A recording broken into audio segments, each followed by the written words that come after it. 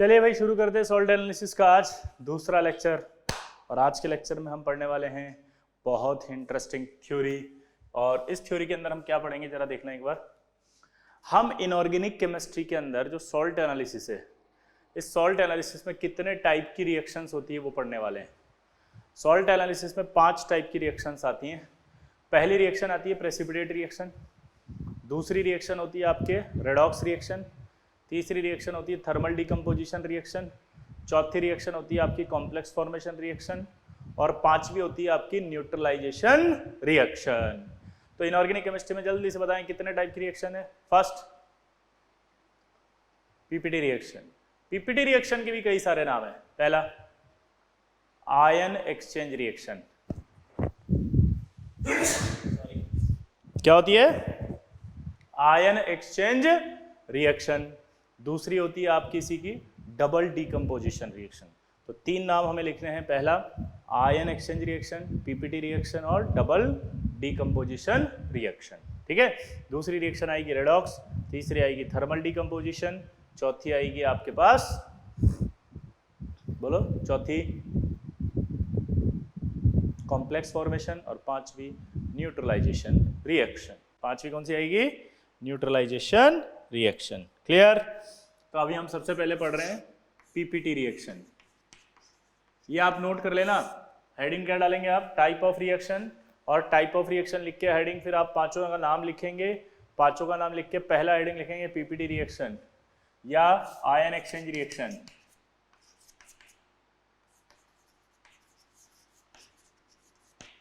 या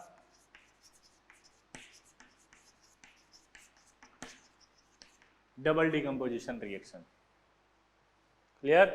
तो पहली होगी पीपीटी रिएक्शन, दूसरा होगा आयन एक्सचेंज रिएक्शन, तीसरा होगा डबल डिकम्पोजिशन रिएक्शन। क्लियर सबको? अब इधर ध्यान दो। पीपीटी रिएक्शन क्या बोला, जल्दी बताओ। पीपीटी रिएक्शन क्या होती है? मान लो एक सॉल्ट लिया मैंने A, दूसरा सॉल्ट लिया मैंने B, तीसरा लिया मैंने, जो प्रोडक्ट बनेगा वो C और D। ये A, B, C और D एक सॉल्ट है। जल्दी बोलो, क्या बोला, जल्दी बताओ। A, B, C और D ये क्या है? सॉल्ट। ठीक है। अब यहां पर ये कहा जा रहा है कि A है सॉल्युबल, B है सॉल्युबल। ये राइट का मतलब क्या निकालेंगे अब? सॉल्युबल। ये अंडरस्टूड हो गया आपको। अब देगा नहीं कभी भी वो। और अगर क्रॉस लिख दिया मैंने कहीं पे तो उसका मतलब है इनसॉल्युबल। अगर मैंने राइट लिखा तो इसका मतलब क्या है? सॉल्युबल। और अगर कहीं क्रॉस लिखा है तो इसका मतलब क्या है? इनसॉल्युबल। दोबारा बोलो। राइट लिखा है तो क्या है? सॉल्युबल, और क्रॉस लिखा है तो इनसॉल्युबल। अब मेरी तरफ देखो। जब हम सोचते हैं ना पीपीटी रिएक्शन, तो हमारे दिमाग में सिर्फ एक ख्याल आता है पीपीटी रिएक्शन यानी पीपीटी बनता होगा। नहीं, ये हमें नहीं सोचना। मैं फील दिला रहा हूं कि कैसे सोचना है पीपीटी रिएक्शन का मतलब। पीपीटी रिएक्शन का मतलब होता है जैसे दो आपने कलरलेस सॉल्यूशन को मिला दिया, और जैसे ही मिलाया तो अचानक से एक पीपीटी बन गया। जैसे पानी जैसे सॉल्यूशन थे उनको मिलाया और दही बन गया, कर्ड फॉर्मेशन हो गया अचानक से, तो इसका मतलब पीपीटी रिएक्शन है। आपने मान लीजिए कर्ड लिया हुआ था और उसमें एक सॉल्यूशन डाल दिया कोई, और कर्ड गायब हो गया, तो इसका मतलब पीपीटी रिएक्शन है। मान लो आपके कर्ड रखा था या व्हाइट कलर का कोई कंपाउंड रखा था और आपने उसमें कुछ डाल दिया और वो अचानक से येलो कलर का हो गया, तो वो पीपीटी रिएक्शन कहलाएगी। पीपीटी से related reaction that is called PPT reaction. Clear? तो इसके केसेस होते हैं ये। समझ गए बात को? केस 1 ऐसा हुआ जिसमें आपने एक सॉल्युबल सॉल्ट लिया, एक और सॉल्युबल सॉल्ट लिया, इन दोनों को जब मिलाया तो आपको व्हाइट कर्ड नजर आया। तो व्हाइट कर्ड नजर तब आ सकता है जब आप में दोनों में से एक भी इनसॉल्युबल बन गया, तो भी व्हाइट कर्ड नजर आएगा। और दूसरा केस ऐसा भी हो सकता है जिसमें ये हो सॉल्युबल, ये हो सॉल्युबल, और ये इनसॉल्युबल, और ये इनसॉल्युबल, ऐसा आ गया। क्या बोला, जल्दी बताओ। ये सॉल्युबल, ये सॉल्युबल, और ये इनसॉल्युबल, और ये इनसॉल्युबल हो, तो भी आपके पास क्या आ गया? तो भी आपका कर्ड दिखेगा। तो कर्ड जैसा यानी पीपीटी जैसा कब दिख सकता है? जब दोनों में से एक इनसॉल्युबल हो या दोनों ही इनसॉल्युबल हो। दोबारा बोलो, क्या बोला, जल्दी बताओ। दोनों ही इनसॉल्युबल हो या एक इनसॉल्युबल हो। ठीक। तो अब आपसे एक रिएक्शन पूछेगा कि ये NaCl प्लस AgNO3, क्या ये आपस में रिएक्ट करके पीपीटी रिएक्शन बनाएंगे? तो मैंने देखा है ऐसी रिएक्शन होगी। अब ऐसी रिएक्शन होगी और इसको पीपीटी रिएक्शन कहें या ना कहें? ये जो रिएक्शन हो रही है इस रिएक्शन को पीपीटी रिएक्शन हम कहें या ना कहें, इसके लिए मुझे पता होना चाहिए कि ये सॉल्युबल है या नहीं है, ये सॉल्युबल है या नहीं है। तो इसके लिए वो डीपीपी याद आएगी आपको जो मैंने बताई थी, क्या? सॉल्युबिलिटी वाली डीपीपी। क्लियर? तो वो सॉल्युबिलिटी वाली डीपीपी में अब आप याद करेंगे, ठीक है? मैं यहाँ नोट करता जाता हूँ, जो जो मेरे को भी जरूरत पड़ रही है आप याद करते जाएंगे उसको अच्छे से। Note,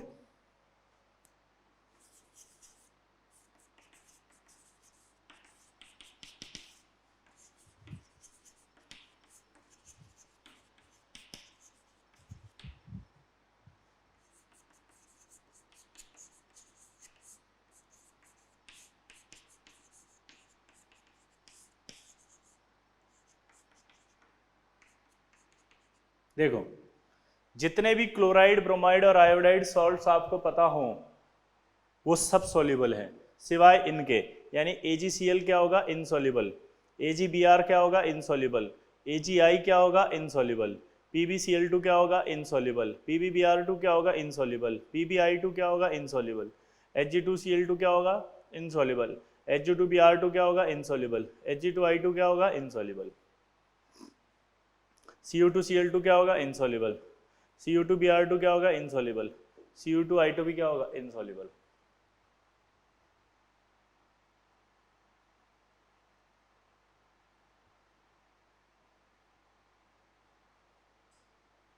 clear? तो chloride, bromide, iodide salts are soluble. इन चार को छोड़ के, ये चार आपको याद करने पड़ेंगे अच्छे से, तो इन चारों को छोड़ करके बाकी सारे सॉल्युबल है। तो ये देखो ये क्या होगा?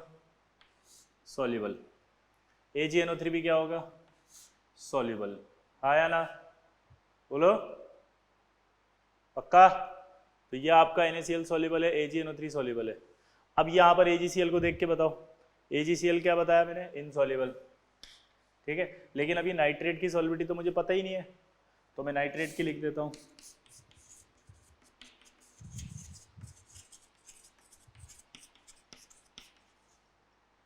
नाइट्रेट की सॉल्युबिलिटी में होता है ऑल आर सॉल्युबल, सब सॉल्युबल है, इसमें कोई लफड़ा ही नहीं है।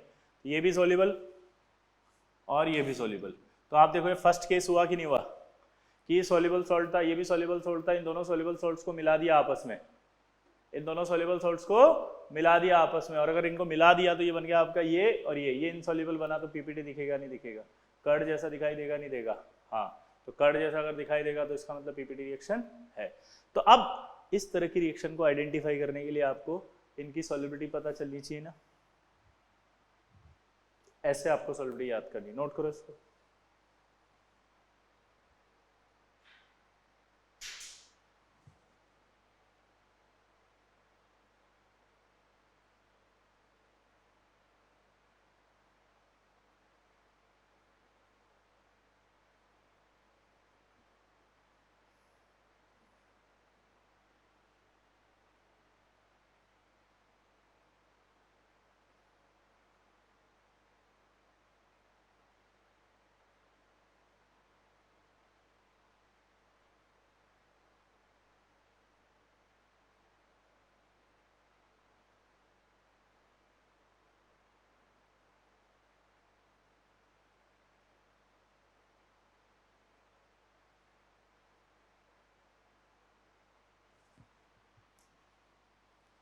हो गया?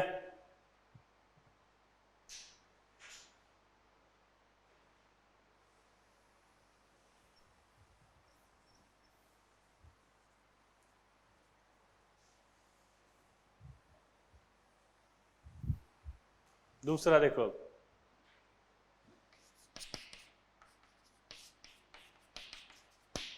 ये सॉल्युबल, ये सॉल्युबल, ये इनसॉल्युबल, ये इनसॉल्युबल, हाँ है ना? ये अगर सॉल्युबल है, ये भी सॉल्युबल है, ये इनसॉल्युबल है और ये इनसॉल्युबल है, तो इसका मतलब क्या निकला? पीपीटी रिएक्शन होगी। अब इसके लिए हम देखते हैं ये रिएक्शन एक,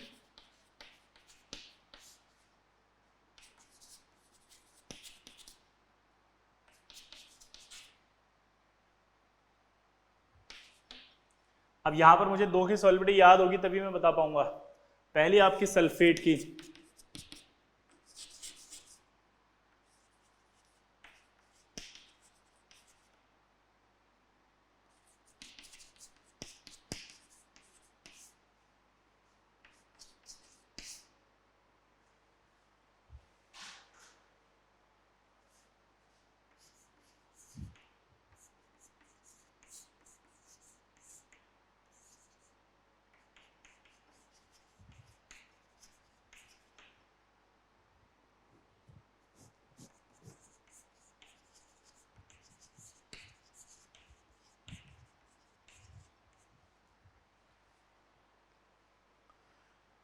ऑल आर सोल्यूबल, सारे सोल्यूबल होंगे एक्सेप्ट वेरियम, लेड और सिल्वर, ये क्या होंगे? इनसॉल्युबल। दोबारा बोलो, दोबारा बोलो।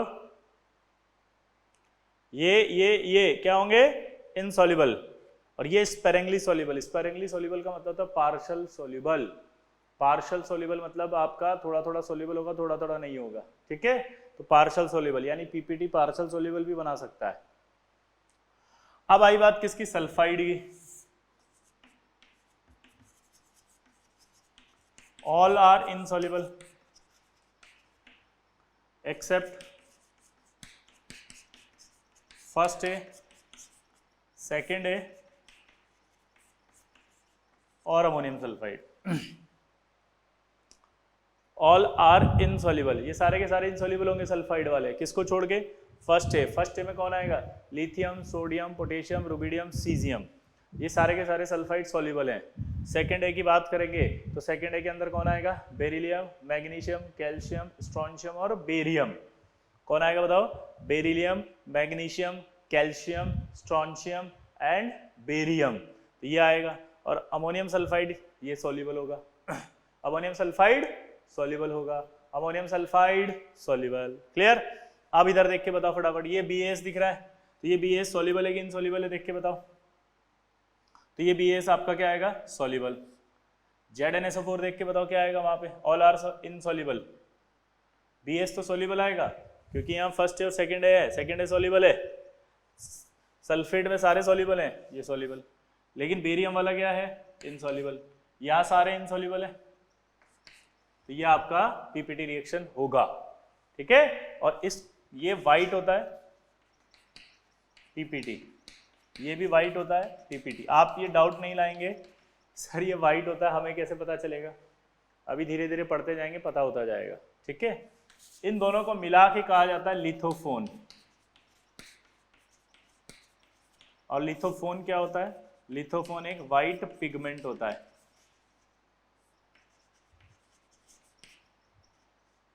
वाइट पिगमेंट का मतलब क्या होता है? जो व्हाइट कलर में यूज किए जाते हैं substances that are called white pigment. तो ये व्हाइट पिगमेंट हो गया लिथोफोन, ठीक है? तो लिथोफोन एक बहुत अच्छा व्हाइट पिगमेंट है, ये कॉस्टली होता है, इसलिए बाद में जो है वो इसका यूज किया जाने लगा। इसका नाम होता है आपका व्हाइट लेड। ये भी व्हाइट पिगमेंट है ना? लेकिन इसमें एक प्रॉब्लम हो गई कि जब इसको आपने पेंट किया तो पेंट करने पर क्या पाया पता है? पेंट करने पर ये पाया कि ये जो पेंट आपने किया, इस पेंट का कांटेक्ट जब एयर से हुआ तो एयर में था H2S, और H2S से रिएक्ट करके इसने बना लिया PBS, और PBS के ब्लैक प्रेसिपिटेट आना शुरू हो गए। मतलब वो जो व्हाइट पेंट था उस पर ब्लैक स्पॉट्स आना शुरू हो गए, वो जो व्हाइट था उस पर ब्लैक स्पॉट्स आना शुरू हो गए। दोबारा बोलो, वो जो व्हाइट था उस पर ब्लैक ब्लैक ब्लैक करके स्पॉट्स आना शुरू हो गए। तो यहाँ पर 2BbCO3.PbOH होल ट्वाइस का नाम था व्हाइट लेड, और इस व्हाइट लेड में H2S को पास किया अपन ने तो क्या बन गया? PBS, और PBS का कौन सा पीपीटी आया? ये ब्लैक प्रेसिपिटेट, ठीक है? तो इसलिए इसका इस्तेमाल अब बंद कर दिया गया है, इसी का यूज करते हैं। परंतु ये कॉस्टली था, इसलिए फिर बाद में एक और खोजा गया और वो सस्ता था, TiO2। ये भी व्हाइट पिगमेंट है,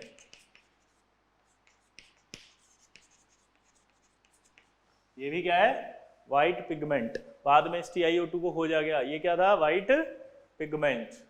TiO2 को खोजा गया, ये क्या था? White pigment.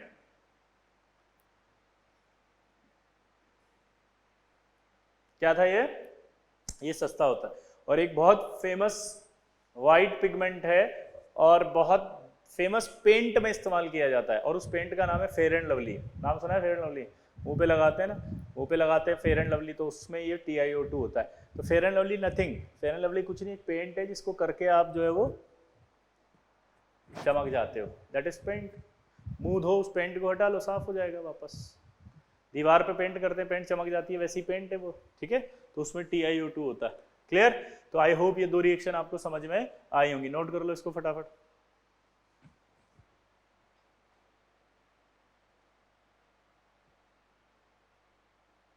अब आप कोऑर्डिनेशन की शीट को कर सकते हैं, मैं कोऑर्डिनेशन की शीट के सॉल्यूशन भी अपलोड कर रहा हूं, ठीक है। तो आप कोऑर्डिनेशन की शीट को अच्छे से सॉल्व कर लेंगे, ठीक है। सॉल्व करने के बाद आप क्या करेंगे, अपन डिस्कशन का एक स्लॉट बना लेंगे। डिस्कशन में हम क्या करेंगे पता है, हम बोलेंगे कि यार एक एक्सरसाइज में 10 क्वेश्चन है, 10 क्वेश्चन में कोई डाउट हो तो उसका स्क्रीनशॉट खींच के भेज देना, फिर अगले 10 क्वेश्चन में हो तो उसका स्क्रीनशॉट, फिर अगले 10 में हो उसका स्क्रीनशॉट, फिर अगले 10 में हो उसका स्क्रीनशॉट। क्लियर सबको? ऐसे करके आपको सारे डाउट्स भेजने हैं। क्लियर? तो आप सबसे पहले एक्सरसाइज 1 के स्क्रीनशॉट भेज देंगे, मैं आपके लिए क्या करूँगा, उसका सॉल्यूशन बनवा दूंगा। पहले तो आंसर की सॉल्यूशन अपलोड करा दूंगा, फिर अब भी डाउट हो तो पहले आप सॉल्व करेंगे, फिर आंसर देखेंगे, फिर सॉल्यूशन देखेंगे। सॉल्यूशन देखने के बाद भी अगर आपको डाउट है तब आप क्या करेंगे, मुझे उस क्वेश्चन का फोटो खींच के भेजेंगे, मैं सॉल्यूशन बनवा के डलवा दूंगा, ठीक है। इस तरह से शीट डिस्कस होगी। अब नोट करो इसको।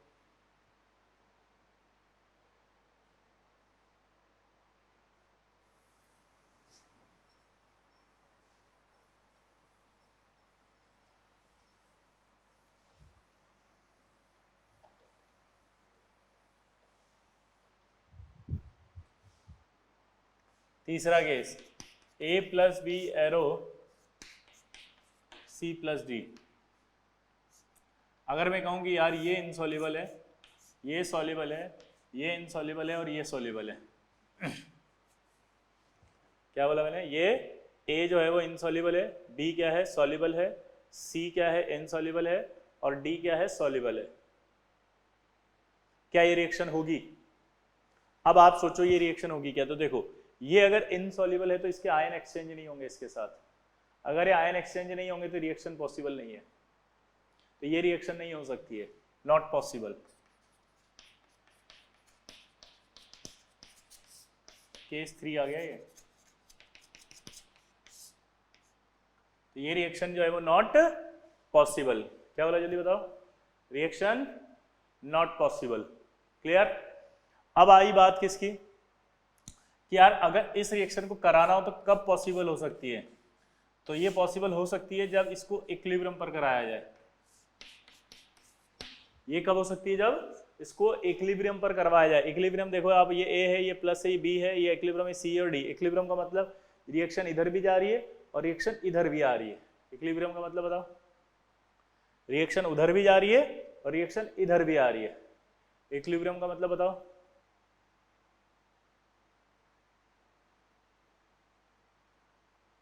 उधर भी जा रही इधर भी आ रही। मतलब हमें ऐसे सॉल्ट लिए हैं जो शायद स्पेरिंगली सॉल्युबल है। यहां पर सॉल्ट ऐसे ले रहे हैं जो स्पेरिंगली सॉल्युबल है, हल्के हल्के सॉल्युबल है। तो हल्के हल्के अगर सॉल्युबल हुए तो उसके कुछ हिस्से इससे रिएक्ट करेंगे, कुछ इससे रिएक्ट करके हो सकता है ये बना देंगे प्रेसिपिटेट। अब यहां पर आपको अगर सर ने, फिजिकल केमिस्ट्री वाले सर ने KSP पढ़ा दिया तब तो कोई डाउट नहीं आने वाला, समझ में आ जाएगा। लेकिन अगर KSP यानी कि सॉल्युबिलिटी प्रोडक्ट यहां पर नहीं पढ़ाया गया तो फिर दिक्कत आएगी। तो इस तरह की रिएक्शन जो होती है वो डिपेंड करती है KSP पर।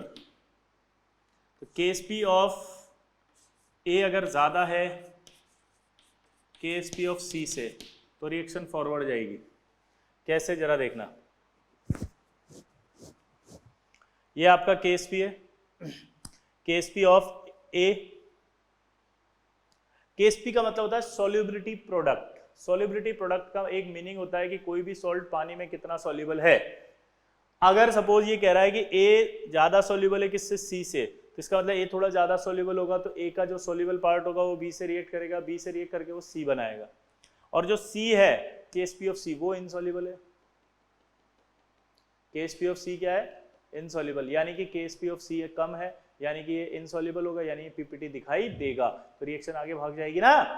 अगर यहाँ उल्टा होता कि इसकी जगह आपका KSP ऑफ सी अगर ज्यादा होता और ये कम होता तो रिएक्शन इधर भाग जाती। जैसे इसका एग्जांपल है गॉइजेस मेथड।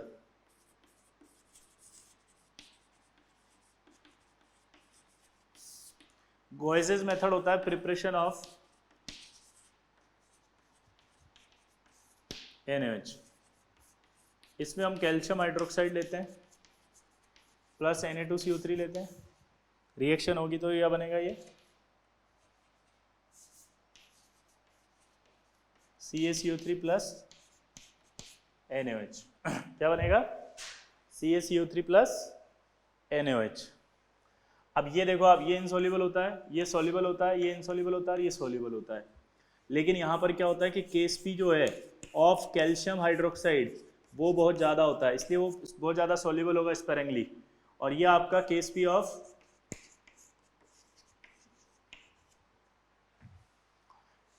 CaCO3 कम होगा, इसलिए वो इनसॉल्यूबल, वो PPT दिखाई देगा इनसॉल्यूबल होगा। तो गॉइजेस मेथड आपसे पूछेगा और आपसे बोलेगा गॉइजेस मेथड किसकी प्रिपरेशन होती है, तो आप बोलोगे NaOH की। किसकी? NaOH। बहुत सिंपल कॉन्सेप्ट है, कोई ज़्यादा कंफ्यूज मत हो। अगर सिंगल एरो है तो रिएक्शन पॉसिबल नहीं होती, अगर इक्विलिब्रियम है तो रिएक्शन पॉसिबल हो सकती है। कब? जब आप ये स्पेरेंगली सॉल्यूबल लोगे। अगर ये स्पेरेंगली सॉल्यूबल होगा तो क्या होगा? ये थोड़ा सा सॉल्यूबल हो जाएगा, ये सॉल्यूबल हो गया, इसके तो कुछ आयन आएंगे, वो आयन रिएक्ट करेंगे बी से, और बी से रिएक्ट करके वो कहाँ सी बना देंगे, और जो सी होगा वो सी क्या करेगा? PPT होगा, तो वो दिखेगा। ठीक है, तो रिएक्शन आगे भाग जाएगी, तो जिसका KSP कम होगा रिएक्शन उधर भाग जाएगी। ठीक है,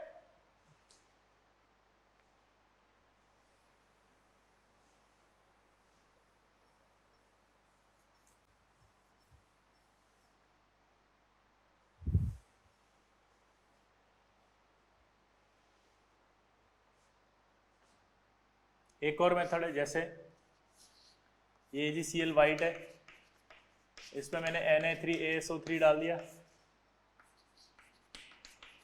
वाइट प्रेसिपिटेट, ये इनसॉल्यूबल है, ये सॉल्यूबल है, तो ये तुरंत कन्वर्ट हो जाता है Ag3ASO3 प्लस आपका 3NaCl में। ये आपका इनसॉल्यूबल है, ये सॉल्यूबल है, तो ये आपका येलो PPT आ जाएगा।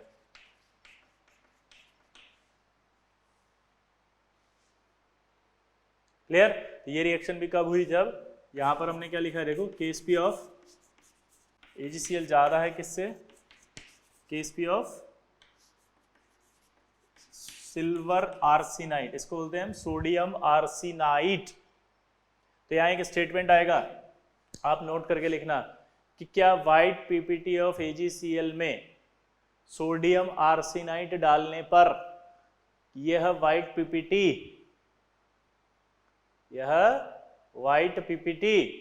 येलो PPT में कन्वर्ट हो जाएगा? तो आप आंसर देंगे यस। दोबारा से बोलो, क्या वाइट PPT ऑफ AgCl में सोडियम आर्सेनाइट डालने पर यह वाइट PPT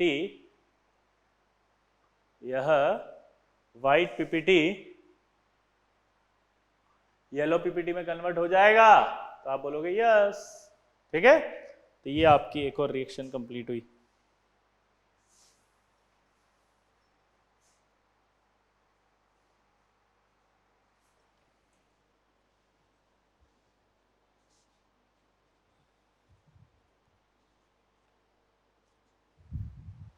देखो अभी इधर,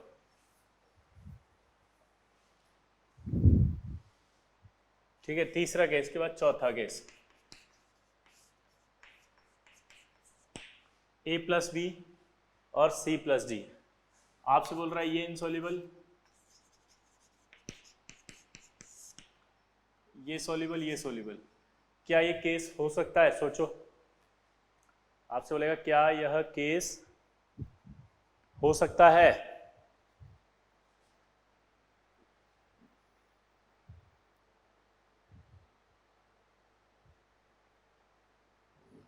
बोलो आंसर है यस। ये वो वाला केस है जिसमें एक पीपीटी था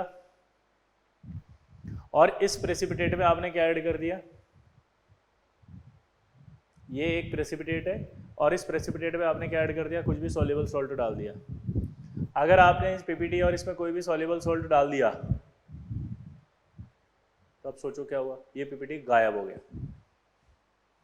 ये पीपीटी गायब हो गया, ये प्रेसिपिटेट गायब हो गया। अगर ये पीपीटी गायब हो गया तो इसका मतलब क्या हुआ, रिएक्शन तो हुई है, क्योंकि रिएक्शन हुई है तभी तो पीपीटी गायब हुआ है। अरे रिएक्शन तो हुई है भाई, रिएक्शन हुई है तभी तो पीपीटी गायब हुआ है। रिएक्शन हुई है तभी तो पीपीटी गायब हुआ है, आया ना? तो देख सकते हो आप।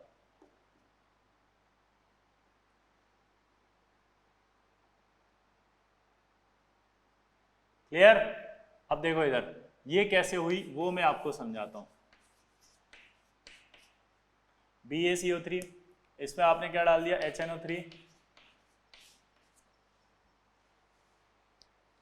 ये BaCO3 में HNO3 डाल दिया। तो इसका जो कॉन्सेप्ट है वो पता है क्या है, क्योंकि आपको डाउट क्या आ रहा है कि यार ये इसके साथ कैसे रिएक्ट किया होगा, क्योंकि ये तो इनसॉल्युबल है। अगर ये इनसॉल्युबल है तो रिएक्ट कैसे कर सकता है? पिछले वाले में भी तो ये लॉजिक था, बिल्कुल सही था। यहाँ पर केस अलग है, वो तीसरा केस है, ये चौथा केस। यहां पर केस ये है कि अगर आप जो एसिड यूज कर रहे हो यहां पे, वो एसिड अगर इसके एसिड से स्ट्रॉन्गर है, इसका एसिड मतलब BaCO3 एक एसिड और बेस से मिलकर बना सॉल्ट है, तो इसका एसिड है H2CO3। तो ये एसिड जो ले रहे हो अगर वो इसके सॉल्ट का जो एसिड है उससे स्ट्रॉन्गर है तो पहले इसे तोड़ देगा, तोड़ते ही कैटायन एनायन अलग होंगे और वो कैटायन इससे रिएक्ट करेगा और रिएक्ट करने के बाद जो प्रोडक्ट बनेगा वो बनेगा बेरियम नाइट्रेट और साथ में यहाँ पर प्रोडक्ट आएगा H2CO3। तो अगर ये एसिड स्ट्रॉन्गर है तो वो इसके एसिड से तो इसे तोड़ देगा, इसे तोड़ने के बाद ये कैटायन इस एनायन से रिएक्ट करेगा, रिएक्ट करके एक प्रोडक्ट बनाएगा। अगर ये प्रोडक्ट सॉल्युबल है, अगर ये प्रोडक्ट सॉल्युबल है, अगर ये प्रोडक्ट सॉल्युबल है तो फिर इसका मतलब ये पीपीटी इस HNO3 में सॉल्युबल हो जाएगा। ये सॉल्युबल ही होता है क्योंकि नाइट्रेट सारे सॉल्युबल बताए थे। कार्बोनेट की बात कर रहे हैं, अब कार्बोनेट में डाउट आएगा आपको, तो मैं लिख देता हूं carbonate, all are insoluble except first A और अमोनियम कार्बोनेट, और फर्स्ट ए में भी Li2 3 होती SS। ये जो SS लिखा जाता है इसका मतलब होता है स्पेरिंगली सॉल्युबल। SS का मतलब क्या है जल्दी बताओ, स्पेरिंगली सॉल्युबल। ठीक है, यहां अगर हाइड्रोजन हो तो ये हो जाता है एसिड, और जो भी एसिड होते हैं वो सब सॉल्युबल होते हैं। एसिड में कोई लफड़ा नहीं है, ध्यान से सुनना, सॉल्ट में दिक्कत आती है। एसिड कहीं भी लिखा हो सब सॉल्युबल माने जाएंगे। ठीक है, तो आपको ये डाउट नहीं आएगा कि सर ये तो H है तो इसका क्या होगा, दैट इज एसिड होगा और एसिड होगा तो सॉल्युबल होगा। ठीक है, तो यानी ये सॉल्युबल हो गया। अब अगर अगला बात करें, क्या ये BaCO3 इस HCl में सॉल्युबल होगा क्या? देखो यहां बोला जा सकता है कि इसमें BaCO3 HNO3 में सॉल्युबल है, यस। HCl से रिएक्ट करो तो क्या HCl स्ट्रॉन्गर है क्या BaCO3 से? तो आंसर है यस। H2CO3 वीक एसिड होता है, H2CO3 वीक है, तो ये वीक है तो तोड़ देगा, तोड़ेगा तो बनाएगा BaCl2 और H2CO3। और अभी अभी थोड़ी देर पहले अपन ने BaCl2 की बात की थी, और क्या बताया था BaCl2 में कि BaCl2 खुद क्या है, सॉल्युबल। BaCl2 क्या है, सॉल्युबल, तो यहाँ पर ये सॉल्युबल आ जाएगा। ये आपका सॉल्युबल था, ये इनसॉल्युबल था। रिएक्शन हुई कि नहीं, देखो। तो कॉन्सेप्ट लिखो इसका कि used acid is stronger than acid of salt, used acid is stronger than the acid of salt। या ठीक है, दूसरा formed products are from product should be soluble, formed product should be soluble. Form products should be soluble.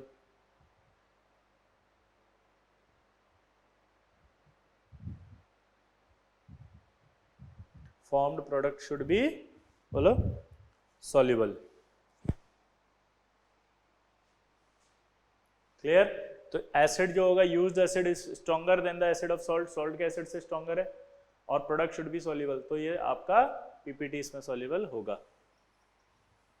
एक और case देखते हैं,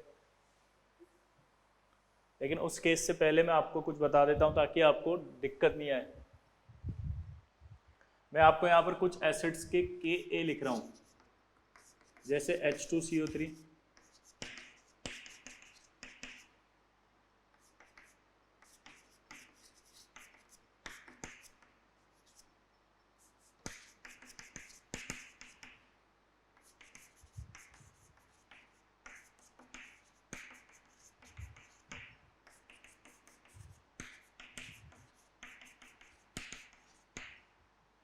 ये इनके Ka वैल्यू है।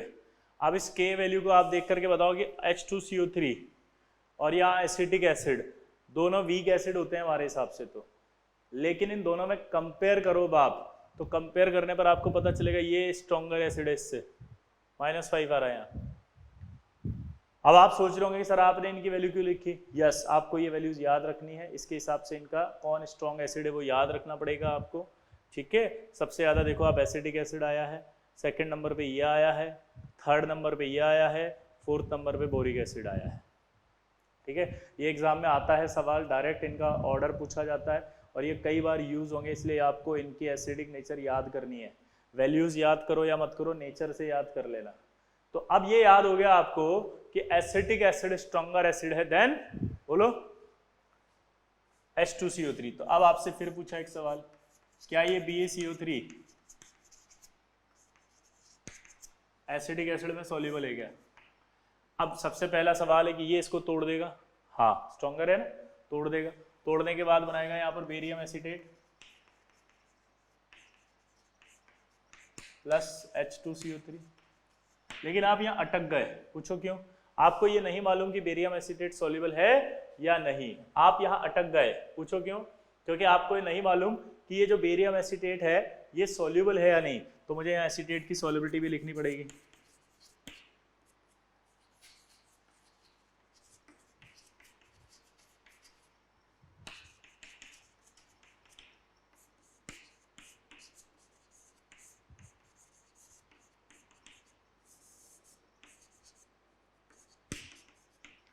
जो आपका क्लोराइड, ब्रोमाइड, आयोडाइड था उसमें से मैंने क्या हटा दिया? लेड।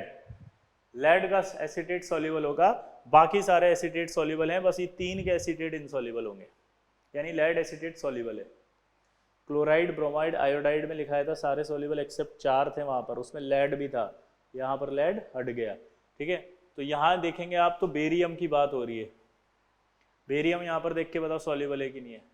तो आपको पता चला ये तो इनसॉल्युबल था, ये सॉल्युबल था, ये सॉल्युबल होगा, ये भी सॉल्युबल होगा। तो आप बताओ सारे सॉल्युबल है कि नहीं है? तो ये भी सॉल्युबल कर देगा इसको। लेकिन अगर यहाँ बोरिक एसिड आएगा तो बोरिक एसिड में सॉल्युबल नहीं होगा, HCl आएगा सॉल्युबल नहीं होगा। क्लियर सबको? आया ना? बोलो पक्का? तो इस तरह के जो सवाल आएंगे तो वो सवाल आप कर सकते हैं कि नहीं कर सकते? जल्दी बताओ, नोट करो इसको।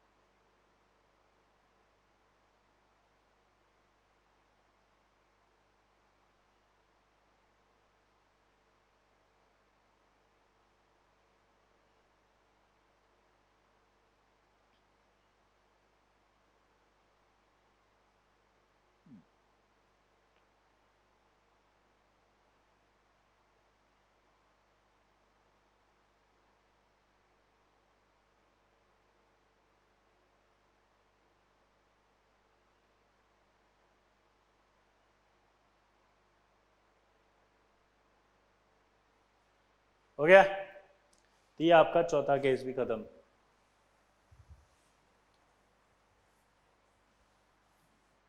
अगला देखो, अब आएगा a plus B C plus D. आपसे बोलेगा a plus B arrow C plus D, तो बताओ जल्दी से फटाफट से कि क्या a plus B arrow C plus D में ये कह रहा है कि ये भी इनसॉल्युबल हो, ये भी इनसॉल्युबल हो, ये सॉल्युबल हो, ये सॉल्युबल हो, तो क्या ये पॉसिबल है? तो आंसर है नो, क्योंकि ये अब इसके साथ एक्सचेंज नहीं कर सकता बिकॉज दोनों ही इनसॉल्युबल है। लेकिन अगर ऐसे कैसे एक और दे देता a plus B arrow C plus D, ये आपका सॉल्युबल, ये सॉल्युबल, ये सॉल्युबल, ये सॉल्युबल, तो क्या ये सॉल्युबल है? तो आंसर है ये रिएक्शन पीपीटी हो ही नहीं सकती, सारे सॉल्युबल है, तो पीपीटी रिएक्शंस नहीं होंगी, ये नॉट पॉसिबल। ठीक है, यहाँ लिखना नॉट पॉसिबल, नोट करो, रिएक्शंस नॉट पॉसिबल।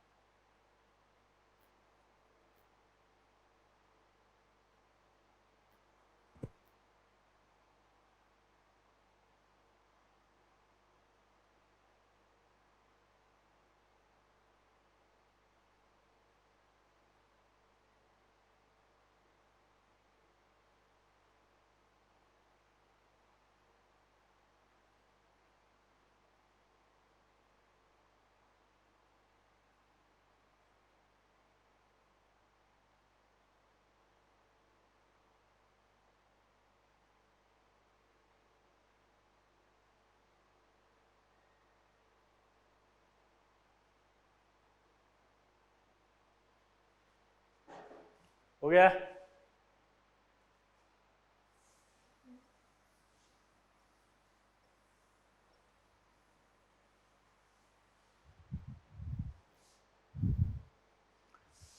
ये आपका एक टाइप का रिएक्शन समाप्त हुआ जिसका नाम था पीपीटी रिएक्शन या आयन एक्सचेंज रिएक्शन या डबल डिकम्पोजिशन रिएक्शन। तीनों बोल सकते हो आप, क्या बोल सकते हो जल्दी बताओ? PPT reaction, ion exchange reaction या डबल डिकम्पोजिशन रिएक्शन। ठीक है, अब उसके बाद अगला आता है आपका सोडा एक्सट्रैक्ट सॉल्यूशन। हमने याद है कल पढ़ा था, हमने कहा था कि यार जो जितने भी ऑल द एनायंस, जितने भी एनायन है वो सब किससे आइडेंटिफाई होंगे? सोडा एक्सट्रैक्ट सॉल्यूशन से, कार्बोनेट और बाइकार्बोनेट को छोड़ के। पहला सवाल कि सोडा एक्सट्रैक्ट सॉल्यूशन क्यों बनाया जाता है, क्या जरूरत है? मत बनाओ इसको, सोडा एक्सट्रैक्ट सॉल्यूशन क्यों बनाया जाता है? पहला सवाल है कि सोडा एक्सट्रैक्ट सॉल्यूशन क्यों बनाया जाता है। ठीक है, तो अब इधर देखो, सोडा एक्सट्रैक्ट सॉल्यूशन क्यों बनाया जाता है। ठीक, तो आंसर सुनना, सोडा एक्सट्रैक्ट सॉल्यूशन इसलिए बनाया जाता है कि अगर एग्जामिनर आपको कोई इनसॉल्युबल सॉल्ट दे दे, कभी अगर आपको एग्जामिनर इनसॉल्युबल सॉल्ट दे दे तो आप फिर उस आयन का टेस्ट नहीं लगा पाओगे। मान लो आपको बुलाया कि इधर आओ और ये सॉल्ट लो, ये सॉल्ट दे दिया और आपको कहा कि जाए इसमें सल्फेट का पता लगा के आ। आप गए सल्फेट का पता लगा के आए, बोला सर सल्फेट है, एक जाने टिका दी खट से, बोला कि नहीं है। तो आपने कहा आपको कैसे पता कि नहीं है, आपने थोड़ी देखा। तो एग्जामिनर ने कहा बेवकूफ, टेस्ट आ ही नहीं सकता क्योंकि मैंने इसमें इनसॉल्युबल सॉल्ट दिया था। तो अगर इनसॉल्युबल सॉल्ट दे दे तो आपको टेस्ट नहीं आएगा, इसलिए आपको सोडा एक्सट्रैक्ट सॉल्यूशन बनाया जाता है, ताकि अगर एग्जामिनर ने कोई इनसॉल्युबल सॉल्ट दिया हुआ हो तो वो भी सॉल्युबल सॉल्ट में कन्वर्ट हो जाए। लॉजिक समझ में आ रहा है कि अगर एग्जामिनर ने इनसॉल्युबल सॉल्ट दिया हो तो वो भी सॉल्युबल सॉल्ट में कन्वर्ट हो जाए। इसलिए लैब में जब हम जाते तो एग्जामिनर से पूछ लेते पहले कि सर इसमें सोडा एक्सट्रैक्ट सॉल्यूशन बनाऊं या डायरेक्ट टेस्ट कर लूं। तो अगर एग्जामिनर ने आपको यूं देखा तो समझ जाओ निकल लो चुपचाप की बनाना पड़ेगा, और एग्जामिनर ने हंसते हुए कहा नहीं नहीं मत बनाना, टाइम वेस्ट मत करो, तुम डायरेक्ट टेस्ट लगा लो। तो इसका मतलब उसने सारे सॉल्ट सॉल्युबल दिए हैं। क्लियर? ये मैं आपके स्कूल की बातें कर रहा हूँ। अब मैं आपको बता रहा हूँ एग्जैक्ट तरीका कि अगर कोई सॉल्ट दिया जाए तो उसको करना कैसे है। ये सॉल्ट दिया तो फर्स्ट स्टेप में सोडा एक्सट्रैक्ट सोल्यूशन बनाना है अगर एनाइन का टेस्ट करना है तो। क्यों? क्योंकि आपको एग्जामिनर पे भरोसा नहीं कर सकते कि एग्जामिनर ने सॉल्युबल दिया या इनसॉल्युबल। ठीक है, तो नोट करके क्या लिखेंगे हम कि soda extract solution is very useful, soda extract solution is very useful when any insoluble salt, soda extract solution is very useful when any insoluble salt, soda extract solution is very useful when any insoluble salt present in a mixture. Soda extract solution is very useful when any insoluble salt present in a mixture. देख लिया? अब लिखो preparation कैसे करते हैं।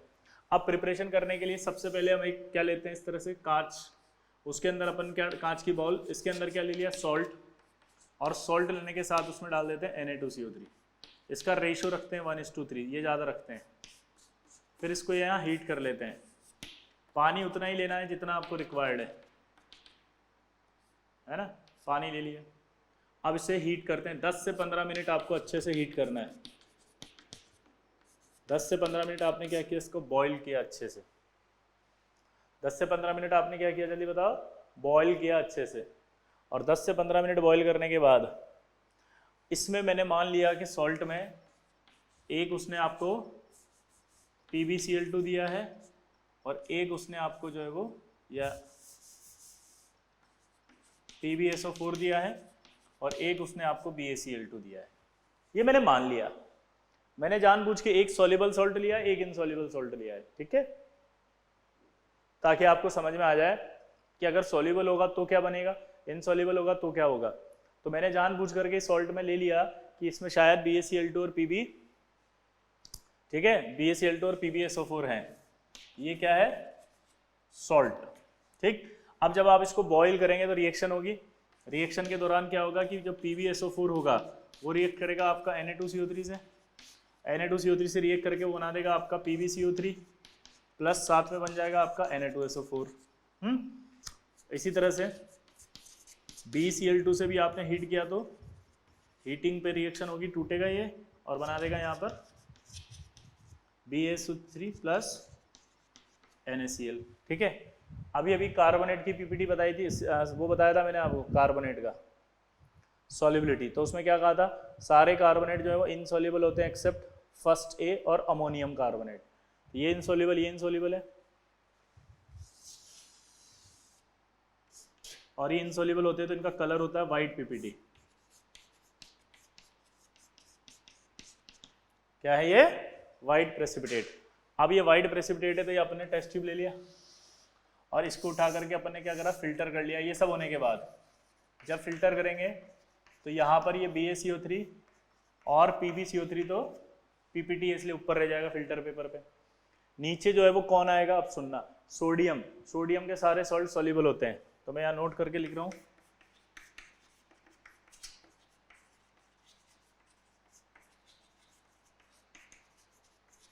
Sodium salts are soluble except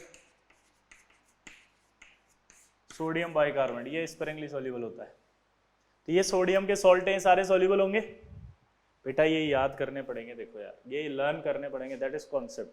अब ये क्यों होते हैं, क्या होते हैं, ये तो हम पढ़ते हुए आ रहे हैं बॉन्डिंग से, क्योंकि याद करो इसमें H बॉन्डिंग हो जाती थी, मैसिव H बॉन्डिंग, जिसकी वजह से ये स्पेरिंगली सॉल्युबल हुआ था। तो ये सब नहीं पूछ सकते आप प्लीज, यहाँ पर ये टाइम नहीं। अगर ये बताने लगूंगा तो फिर ये रह जाएगा, तो आप ये ना सोचे कि सर समझ में ही नहीं आ रहा क्या करें, ये तो कंटिन्यूटी का पार्ट है।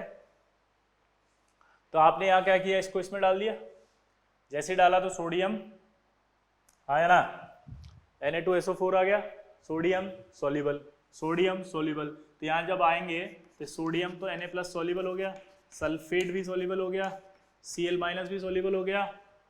तो देखो आप तीनों कैटायन इसमें फ्री हैं, इसको बोला जाता है soda extract solution.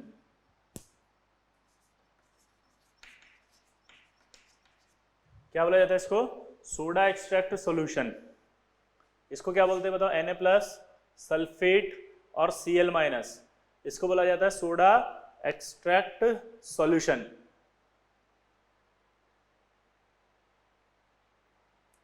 Soda extract solution, clear? अब देखो जो सॉल्युबल था वो भी आ गया सॉल्युबल फॉर्म में ही, और जो इनसॉल्युबल था वो आपका सॉल्युबल फॉर्म में आ गया, तो अब आप इसका टेस्ट दे सकते हो। क्लियर सबको? आया ना? तो सोडा एक्सट्रैक्ट सॉल्यूशन कैसे बनाया जरा वापस से समझेंगे। मैं गया लैब में, जाते मुझे उसने एक सॉल्ट दे दिया, वो सॉल्ट से देने के बाद आपसे कहा कि टेस्ट लगाओ।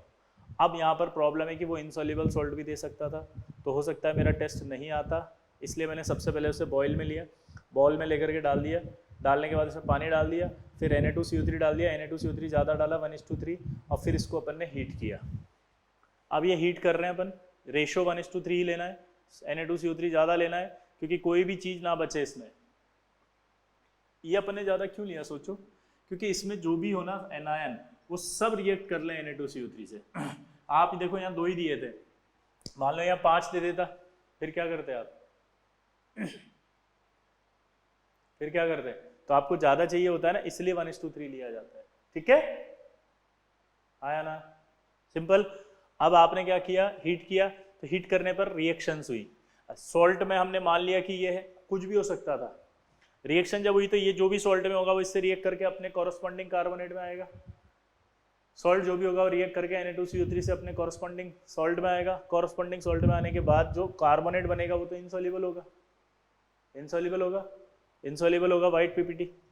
आप क्या करेंगे? इसको फिल्टर करेंगे, तो ये जो व्हाइट पीपीटी है तो बाहर रह जाएगा और जो सॉल्यूशन है वो अंदर आ जाएगा। सोडियम के सारे सॉल्ट सॉल्युबल होते हैं, इसलिए ये भी सॉल्युबल, ये भी सॉल्युबल, तो ये भी सॉल्युबल, ये भी सॉल्युबल, ये अपना टेस्ट देंगे। ये भी सॉल्युबल, ये भी सॉल्युबल, तो ये अपना टेस्ट देंगे। पक्का? हाँ या ना?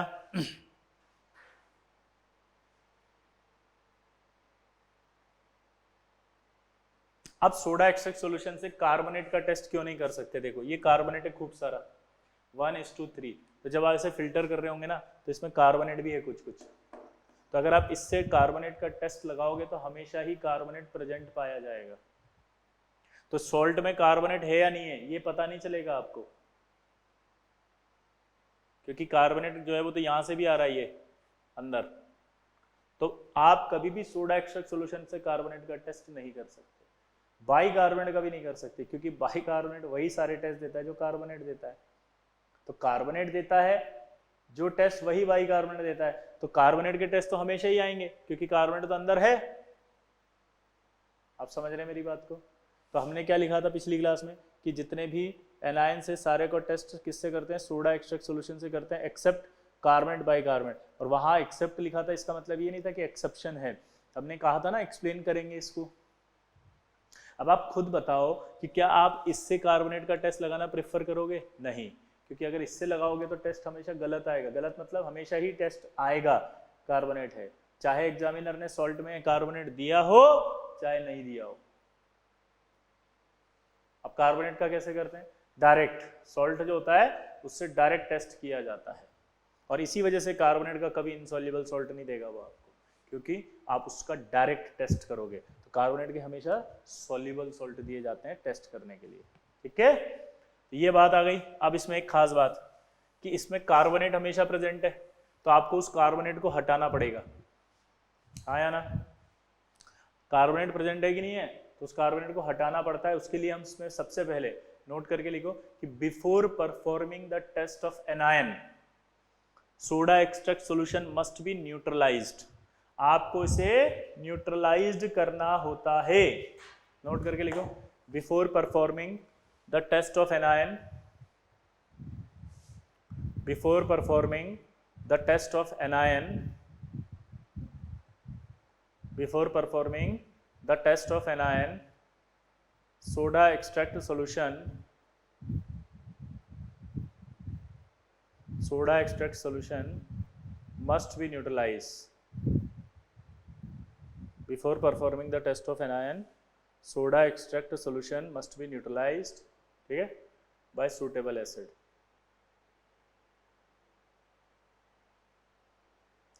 Soda extract solution must be neutralized by suitable acid.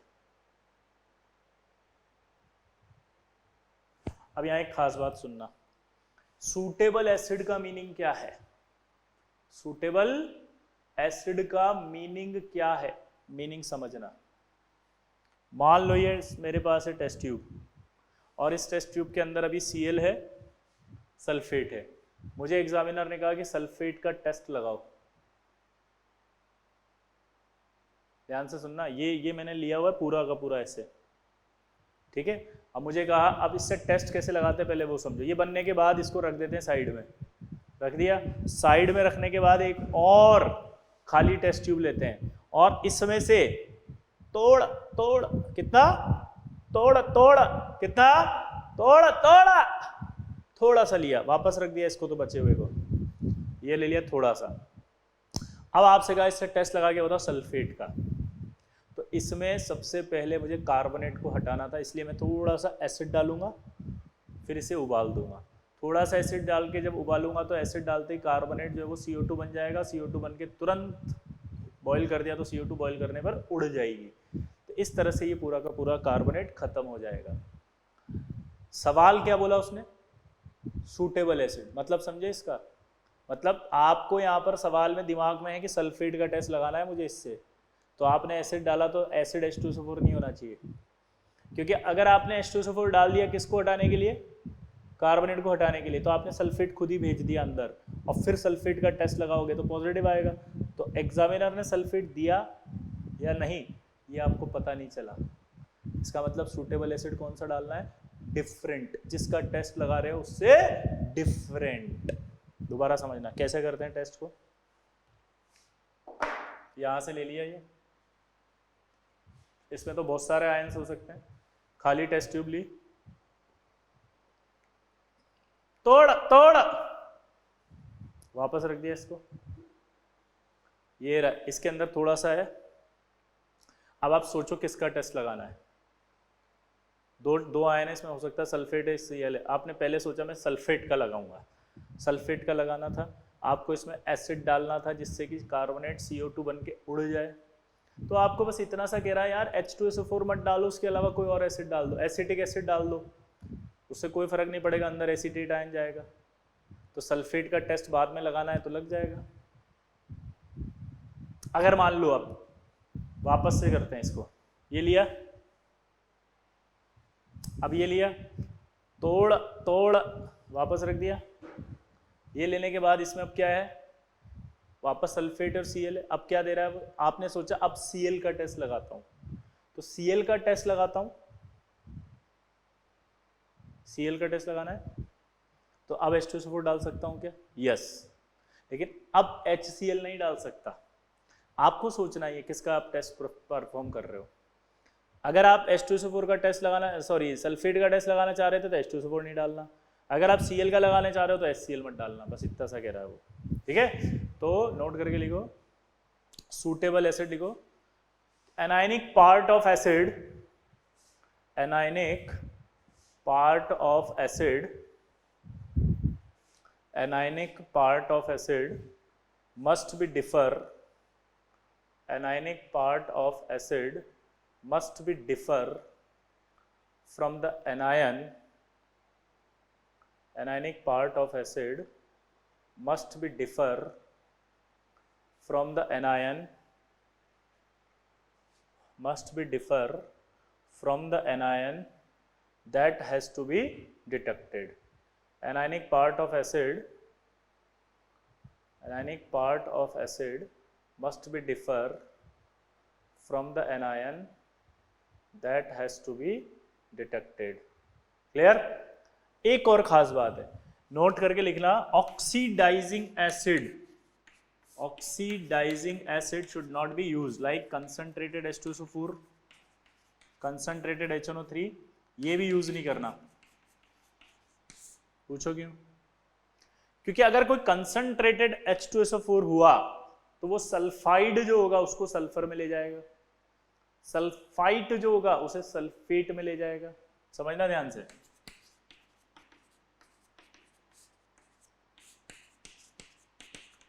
Oxidising agent अगर होते हैं तो वो सल्फाइड को सल्फर में, सल्फाइट को सल्फेट में ले जाते हैं।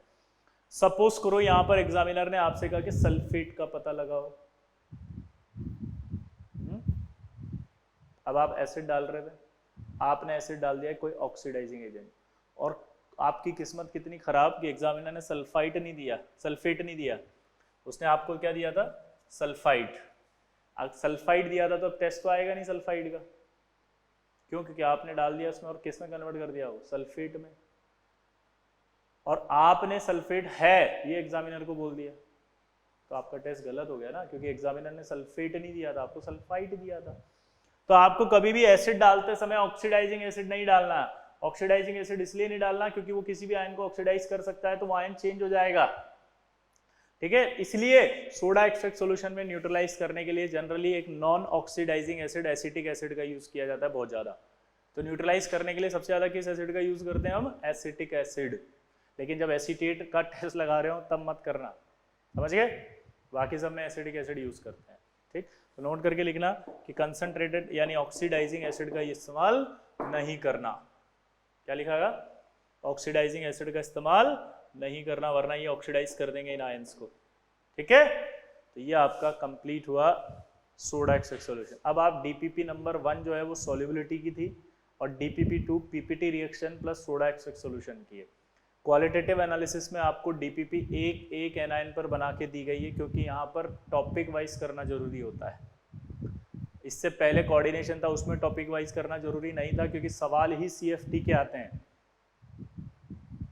जब तक सीएफटी नहीं आएगी कोऑर्डिनेशन का कोई मतलब नहीं था, इसलिए वहां पर मैंने अभी होमवर्क नहीं दिया था। अब अपन सिस्टमेटिक होमवर्क को प्लान करेंगे।